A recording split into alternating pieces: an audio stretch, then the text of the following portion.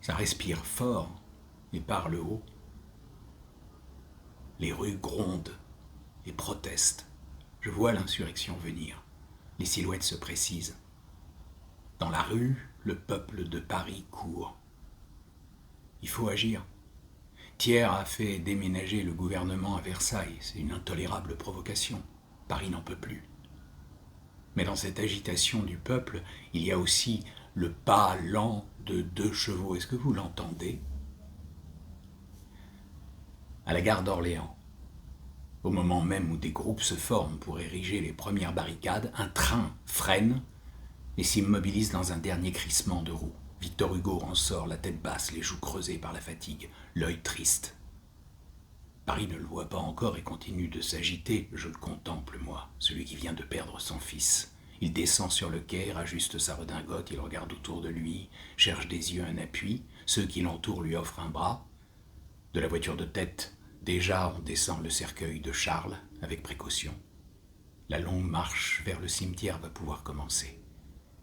Hugo époussette son habit, met son chapeau, accepte le bras d'un ami et prend la direction du Père-Lachaise. Longue marche dans les rues de Paris, au pas lent du corbillard, longue marche du sud au nord, à travers une ville en fièvre, d'un côté la fureur, de l'autre le silence. D'un côté l'envie de se battre, de l'autre le corps sans force de celui qui pleure, et les deux se croisent. Le peuple de Paris voit passer le cortège funéraire. Dans la foule, on demande qui est mort. Le nom de Victor Hugo est prononcé. La nouvelle se répand. C'est son fils. Elle ne cesse de grossir et devance le cortège. Elle file le long du trottoir. La foule est toujours plus nombreuse.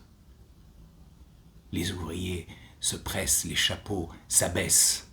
Les discussions s'arrêtent. Ce même jour où naît l'insurrection, le temps se suspend pour laisser passer la tristesse. L'est de Paris sent le soufre et la révolte, mais Hugo traverse le faubourg Saint-Antoine au pas lent du deuil et monte vers Ménilmontant. Les ouvriers le saluent, et lui, dans sa douleur, doit bien sentir ce respect de la rue, cet hommage du silence. Partout il passe, du fond de sa douleur, il reçoit ce geste. Elle existe, la consolation, au cœur du tourment. Tandis que la fatigue lui fait traîner le pas et que le désespoir lui voûte le dos, il la reçoit de tous ces visages qui se sont figés avec respect et lui offrent leur immobilité. Et ça y est, les premiers coups de fusil claquent à Montmartre et sur les grands boulevards.